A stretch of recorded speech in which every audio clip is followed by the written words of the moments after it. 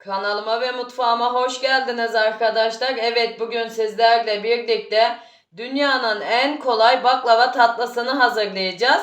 Eminim ki bugüne kadar mutfağa hiç girmemiş kişiler bile bu tariften sonra baklava tatlısı ustası olacak diyorum ve fazla da kıymetli vaktinizi almak istemiyorum. Tarifime geçmek istiyorum.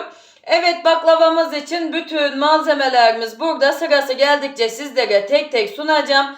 Dilerseniz şerbetimizi yapmakla başlayalım. Çünkü şerbetimizin tamamen soğuk, tatlımızın ılık olması lazım. Evet, burada 4,5 su bardağı şekerim var. Hemen tenceremin içine alıyorum. Üzerine 5 su bardağı suyumu ilave ediyorum. Ve bir taraftan da karıştırıyorum şekerimin erimesi için. Evet, üzerine de 5-6 damla limon ilave ediyorum. Evet, şimdi şekerim biraz erisin, sonra ocağımın üzerine alacağım ve orta ateşte 15 dakika kaynatacağım. Şerbetimizin koyu olması lazım arkadaşlar. Çünkü baklavamız koyu şerbeti götürür. Bunu da hemen belirteyim. Şerbetimiz kıvam aldıktan sonra sizlere şerbetimle alakalı püf noktalarını da ilerleyen dakikalarda vereceğim. Evet, tamam, yeterli. 2-3 dakikadır karıştırıyorum. Şekerimiz yeterince eridi. Ocağımızın üzerine alabiliriz artık. Evet, şerbetim 15 dakikadır kaynıyor. Hemen dilerseniz püf noktalarını sizlerle paylaşayım. Birincisi, eğer böyle göz göz oluyorsa şerbetimizin üzeri, bilin ki şerbetimiz olmuştur. İkincisi de nasıl anlarız şerbetimizin olduğunu? Hemen böyle kaşığımıza alıyoruz. Geri bıraktığımızda eğer bu son damlaları yavaş düşüyorsa şerbetimiz olmuştur. Şerbetimizin olduğunu bu şekilde anlayabilirsiniz. Bakar mısınız? Ne kadar son damlaları ağır düşüyor. Yani şerbetimiz tam kıvamını almış. Evet, şimdi dilerseniz altını kapatmak istiyorum ve soğumaya bırakacağım şerbetimi. Biz de bu arada tatlımızın hamurunu hazırlayalım. Evet, kabımın içine böyle bir cimcik tuz alıyorum. 3 yemek kaşığı üzüm sirkesi ilave ediyorum.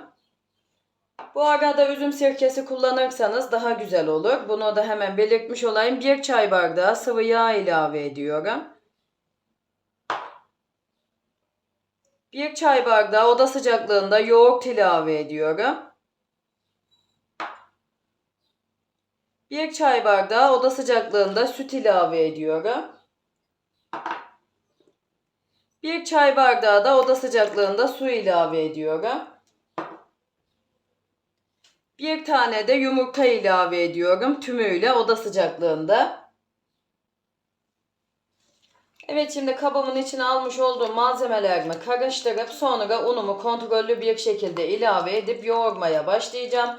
Bu arada sizler de ununuzu kontrollü bir şekilde ilave edin. Çünkü unun markasından markasına değişiklik gösterebiliyor. Bunu da hemen belirtmiş olayım. Evet, hemen bu şekilde de açıklamak istiyorum. Un miktarımızda nasıl değişkenlik olur? Benim kullandığım un markası farklıdır. Ben 4 su bardağı kullanırım. Sizlerin kullandığı unun markası farklıdır. 5 su bardağı kullanırsınız veya 4,5 su bardağı kullanırsınız. Bunu da bu şekilde açıklamış olayım. Evet, tamam, şimdi unumu ilave ediyorum. Evet, hamurumuzun kıvamı yumuşak ve ele yapışmayan bir hamur kıvamı olacak, bilginize.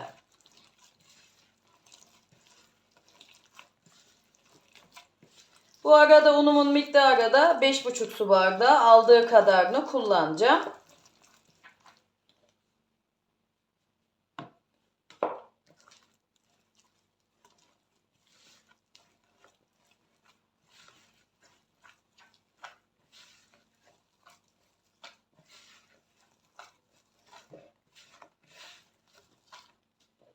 Evet, ben unumun hepsini ilave ediyorum çünkü hepsini alacak.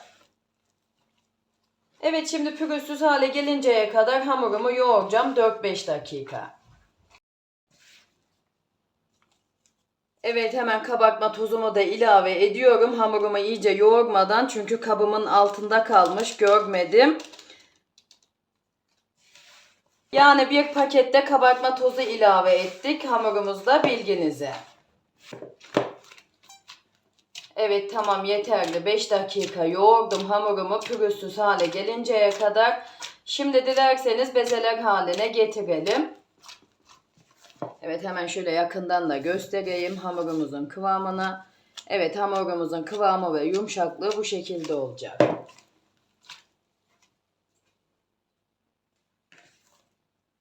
Evet, hemen böyle nişasta alıyorum masamın üzerine ve hamurumu üzerine alıyorum.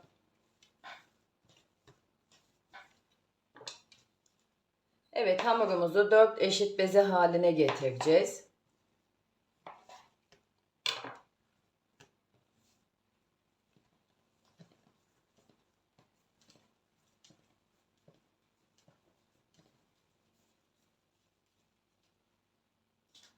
Hemen böyle tepsimin altına biraz nişasta ilave edip üzerine alıyorum bezemi.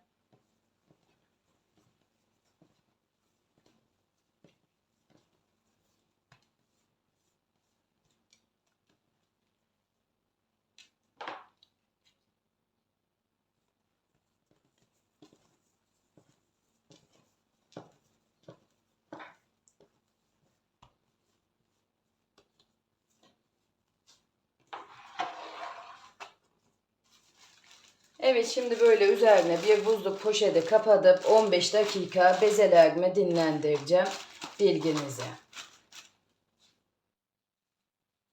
Evet, bezelerimiz dinlendi. Şimdi dilerseniz tek tek alıp açalım. Hemen böyle nişasta alıyorum masamın üzerine ve bezemin bir tanesini alıp açmaya başlıyorum. Evet, önce küçük oklavamla büyüteceğim. Sonra büyük oklavamı alıp açacağım. Elimizden geldiği kadar açmaya çalışalım. Büyütebildiğimiz kadar bezemizi.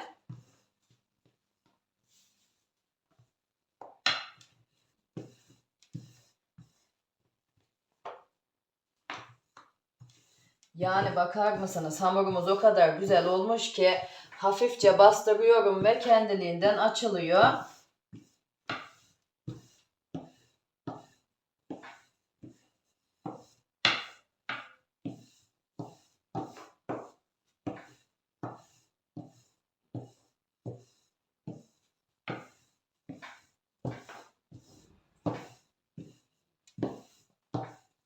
Evet, böyle oklavamızı kenarlarına bastıralım ki kenarları da ince olsun. Çünkü kenarları kalın kaldığı için genellikle oklavamızı kenarlarına bastıralım.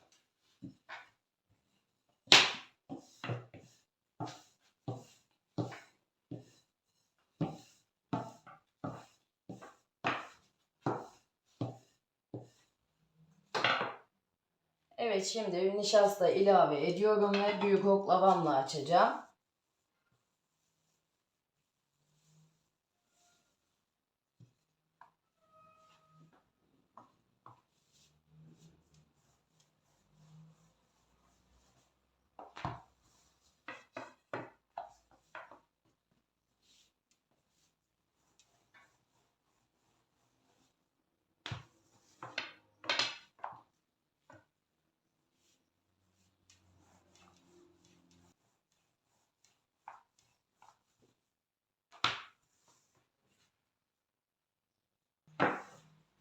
Evet, masamın büyüklüğünde açtım bezemi. Şimdi böyle kenarlarından küçük oklavamla tekrardan geçiyorum ki kalın kalmasın. Yani incecik tül gibi o kadar güzel açıldı ki hamurumuz. Bakar mısınız? Masamızın deseni görünüyor inceliğinden.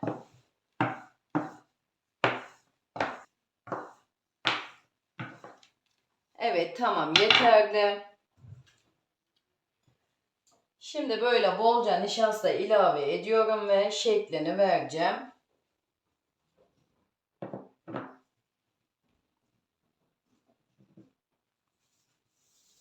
Hemen böyle her tarafına gelecek şekilde nişastamızı dağıtalım. Yani açarken de hiçbir şekilde yırtılma olmadı hamurumuzda. Gerçi olsa da bir şey fark etmez arkadaşlar. Yani sizler de yaparken hamurumuz niye yırtıldı diye düşünmeyin. Yani buradaki hamurumuzun yırtılmamasının püf noktası hamurunu çok güzel yoğurmamız lazım. Buna dikkat edersek hamurumuz yırtılmayacaktır. Evet, şimdi hamurumu bu şekilde keseceğim.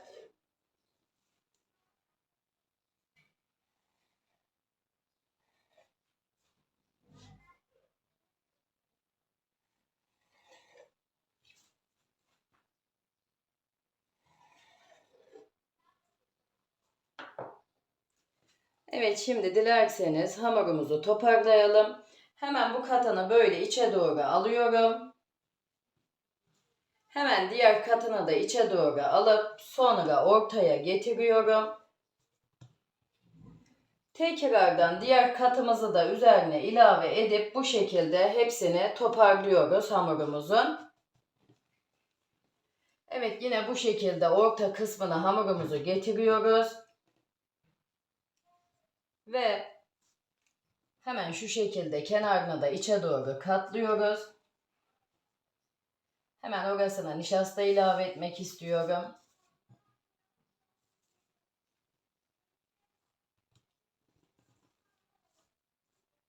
Evet, bu şekilde bütün bezelerimizi yapıp bitireceğim. Hemen böyle tepsimin içine alıyorum. Üzerine bir buzluk poşeti kapatacağım. Dediğim gibi diğer bezelerimi de bu şekilde sizlere gösterdiğim gibi açıp bitireceğim. Evet, hepsini sizlere gösterdiğim gibi yapıp bitirdim. Hemen ilk yapmış olduğum hamurumu aldım ve açmaya başlıyorum tekrardan. Evet, bu aşamada merdanemle açacağım.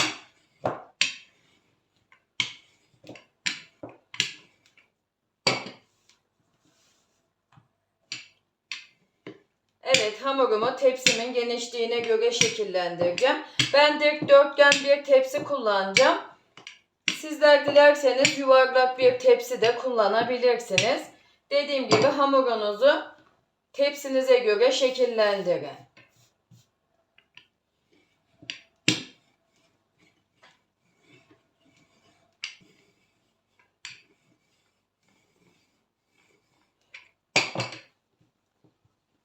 Evet, bu şekilde döndüre döndüre açalım hamurumuzu.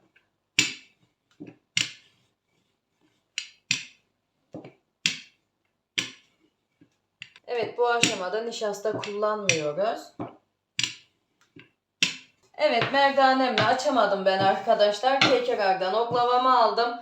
Sizler merdane ile açabiliyorsanız merdane ile bu aşamayı devam ettirebilirsiniz. Ben oklava kullanmak istedim. Evet, tamam, yeterli. Tepsimin genişliğinde açtım. Şimdi dilerseniz tepsimizin boyunda hamurumuzu keselim.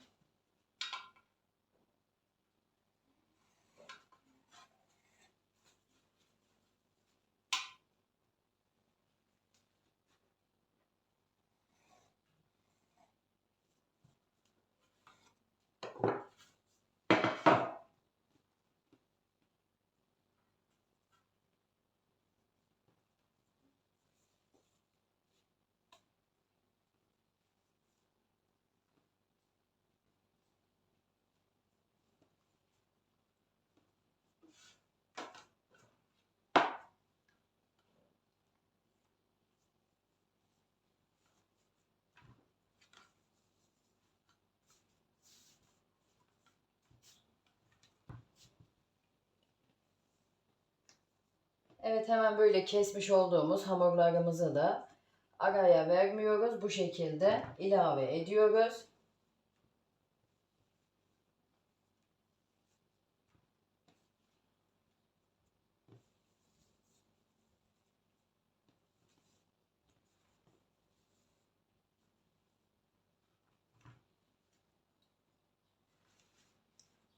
Evet, burada böyle yarım kilo cevizim var. Hemen cevizimden ilave ediyorum. Bu arada ben cevizlerimi birazcık büyük olacak şekilde robotumdan geçirdim bilginize. Yani böyle birazcık büyük olduğu zaman cevizler güzel oluyor baklavamızda. Yine de sizler nasıl seviyorsanız o şekilde cevizinizi küçültüp kullanabilirsiniz. Evet, şimdi tepsimi yan tarafa alıyorum. İkinci hamurumu açmaya başlayacağım. Evet, ikinci hamurumu da açtım ve kenarlarından kestim. Bir önceki gibi tepsime göre şekillendirdim.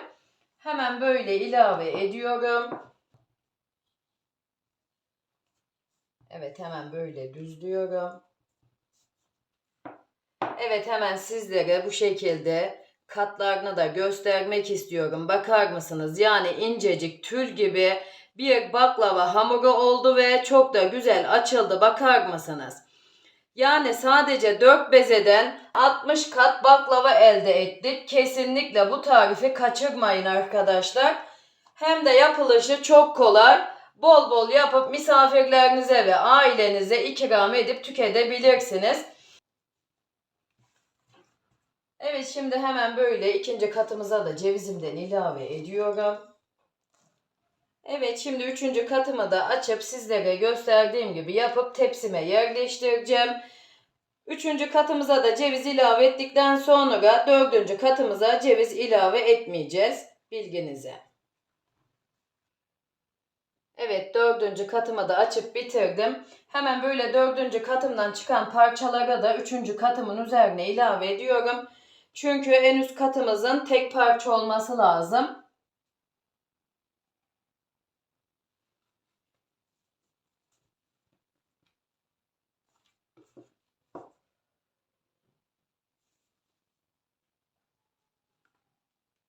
Evet, hemen en üst katımızı da yerleştirelim. Evet, şimdi dilerseniz dilimler haline getirelim. Ben dilimlerimi klasik baklava olacak şekilde ayarlayacağım. Sizler dilerseniz istediğiniz gibi ayarlayabilirsiniz dilimlerinizi.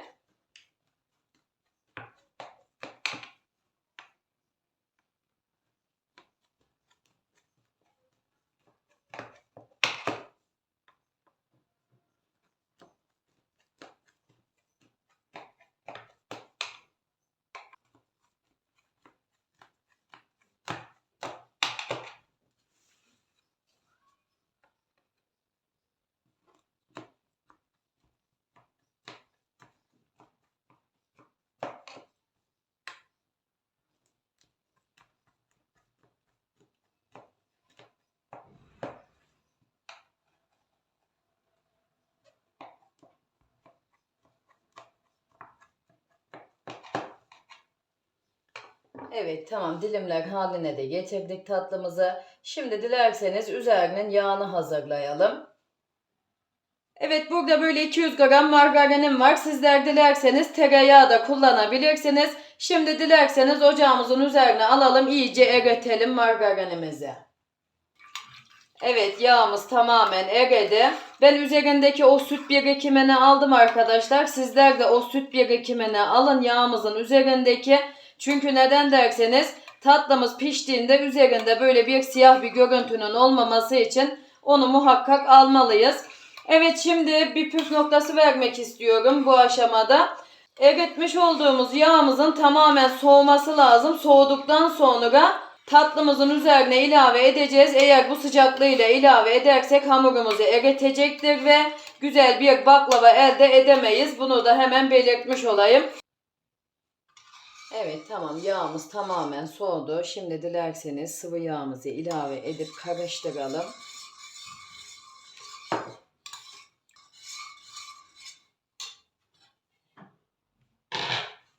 Evet, hemen böyle baklavamı bu tarafa alıyorum.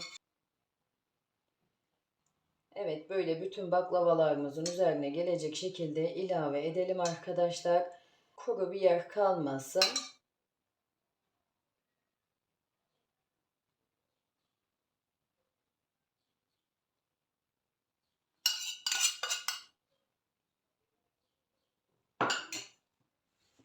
Evet, şimdi fırınımı alt üst fan ayarlı 180 dereceye ayarlayacağım ve önceden 10 dakika ısındıktan sonra katıp tatlımı pişireceğim.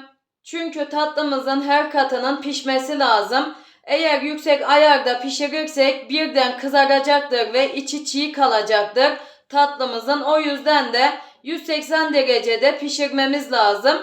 Her katının pişmesi için. Evet, her tarifimde belirtiyorum. Bu tarifimde de belirtmek istiyorum. Sizler kendi fırınınızın ayarına göre ayarlayıp pişirirseniz daha güzel sonuçlar alırsınız. Çünkü fırınlarımızın markası aynı olmadığı için pişirmede değişiklik gösterebiliyor, bilginize. Evet, fırınım ısındı. Şimdi tatlımı katıp pişireceğim 1 saat. Evet, tatlım pişti. Daha yeni fırınımdan çıkardım. Şimdi bir 15 dakika ilk sıcaklığının çıkmasını sağlayacağım. İlk sıcaklığı çıktıktan sonra şerbetimi ilave edeceğim, bilginize. Evet, 15 dakika dinlendi. İlk sıcaklığı da çıktı. Hemen dilerseniz şerbetimizle buluşturalım. Yani şerbetimiz de o kadar güzel olmuş ki tam baklavaya yakışacak bir şerbet olmuş. Koyu koyu.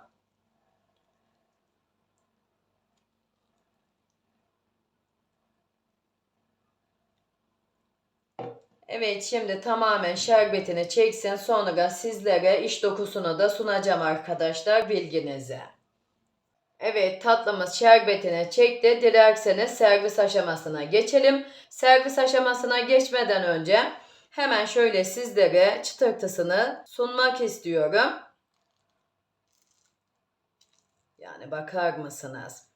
O kadar güzel bir baklava tarifi oldu ki kesinlikle abartmıyorum arkadaşlar. Bu bayramın yıldızı olacak bir baklava tarifi oldu. Hem de yapılışı da çok pratik. Sizler de izleyince göreceksiniz ne kadar yapılışının kolay ve pratik olduğunu. Evet, hemen dilerseniz böyle servis tabağımın içine almak istiyorum.